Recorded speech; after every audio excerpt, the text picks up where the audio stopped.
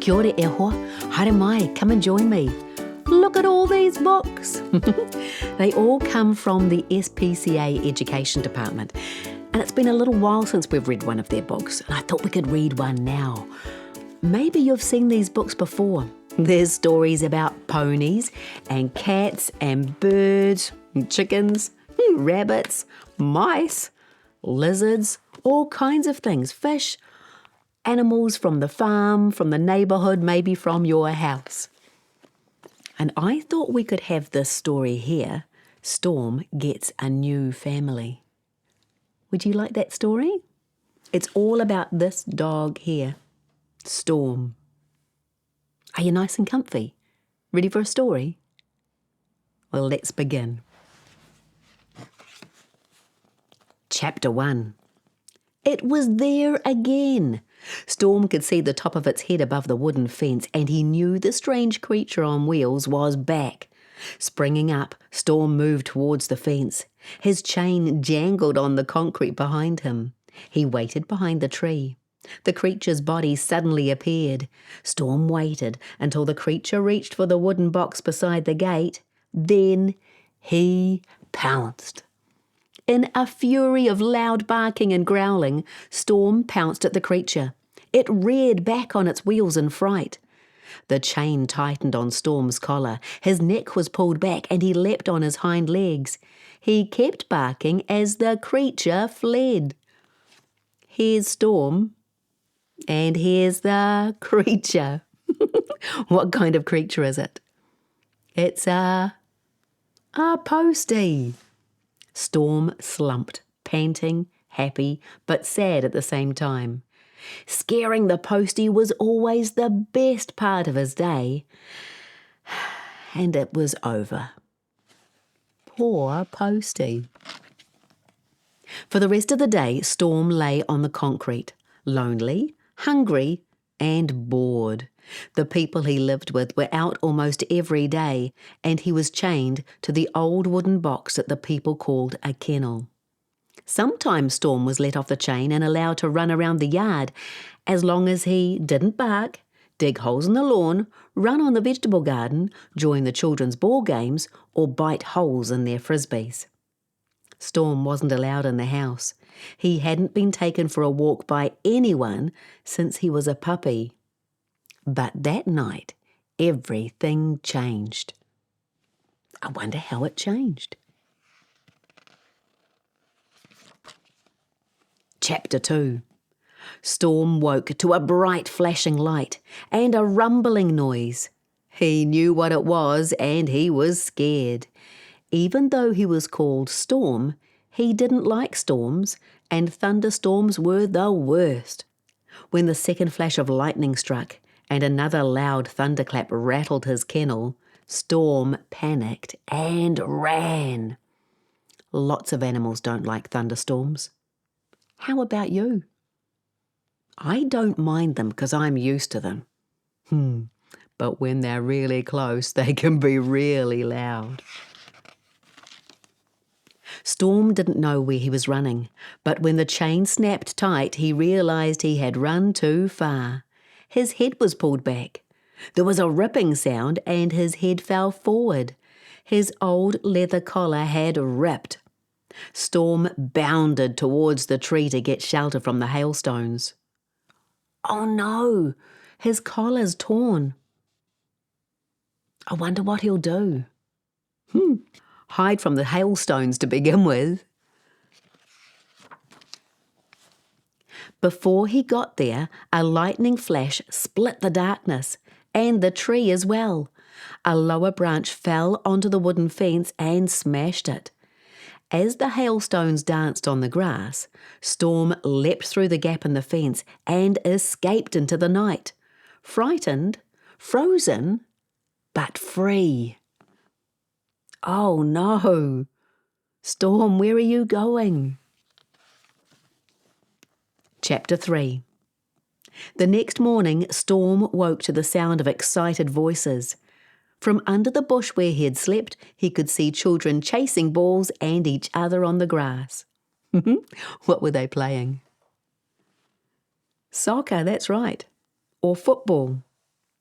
Without a chain or a fence to stop him, Storm ran to join in the fun. When he bounced the ball on his head, the children laughed, but the man wasn't happy and shooed Storm away. Who do you think the man was? Was he the ref? I think so too. As Storm trotted off the field, he saw a small child who was watching the game with her father. She had friendly eyes and a warm smile that told Storm she loved dogs. Storm stood near the child until he smelt cooked meat and headed in that direction. Storm didn't know as much about streets or cars as he did about food, and he was thinking about food when he crossed the road. He heard the screech, but he didn't see the car until he was under it. He rolled over and over before he came to a stop in the gutter. Slowly he got up and limped away. He didn't feel the pain in his leg or notice the blood until he lay down in the bushes. Poor Storm. Yelping quietly to himself, Storm didn't notice the two heads poking through the bushes. The heads belonged to the child with the friendly eyes and her father. They looked worried. The girl looked at Storm's injured leg, but she didn't touch it.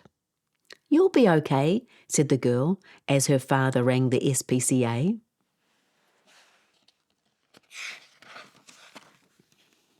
The girl stayed with Storm when the man from the SPCA arrived. She rubbed Storm's neck and kept him calm as the man treated Storm and carried him to the van. Her sad smile and friendly wave were the last things Storm saw before he was driven away. Can you see how his paw is all bandaged? Chapter 4.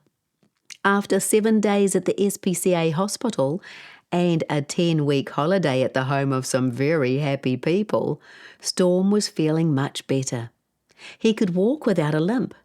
The injections and the operation were forgotten, and he was now strong enough to play with all the other dogs who shared his new home. He didn't even mind having a new collar, because this one didn't have a chain. Every day someone came to look at Storm and the other dogs. Sometimes they took dogs away with them.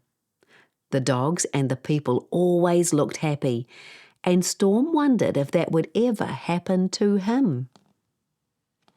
Here's a family with a dog from the SPCA. They do look happy, don't they? And there's Storm, watching them. One day, as Storm snoozed beside the big window, he opened one eye and staring back at him were two friendly eyes he'd seen before. Even though her nose was pressed hard against the window and her smile wasn't sad, Storm knew it was the girl who had saved him. She turned to the man beside her and said, "Dad, Dad, it's him! Can we have him? Can we take him home, please?" Storm leapt at the window excitedly and tried to lick the face on the other side of the glass. Look how excited he is. Chapter 5.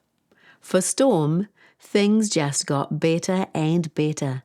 At his new home, he had a big yard and a kennel with no chains. He had balls to chase, bones to bury, and a playmate with friendly eyes who didn't mind if he put holes in her frisbee.